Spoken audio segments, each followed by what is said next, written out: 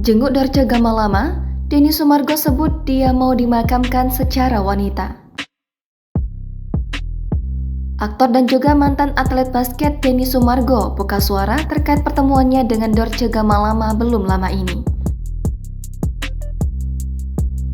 Denny Sumargo mengakui kalau timnya yang berusaha menghubungi Dorce Gamalama untuk bertemu dan membuat konten yang diunggah ke channel YouTube-nya.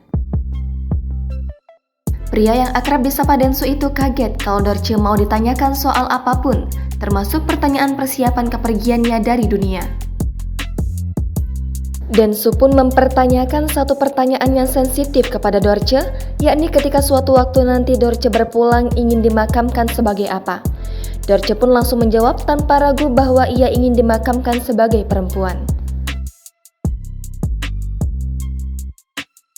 Pria 40 tahun itu harus menahan kesedihannya ketika melihat langsung kondisi Dorce yang saat ini harus duduk di kursi roda karena kakinya yang sakit diduga pengaruh dari penyakit gulanya. Selain sedih karena Dorce Gamalama duduk di kursi roda, Denny Sumargo juga harus menahan kesedihannya melihat kondisi bunda yang mengidap Alzheimer.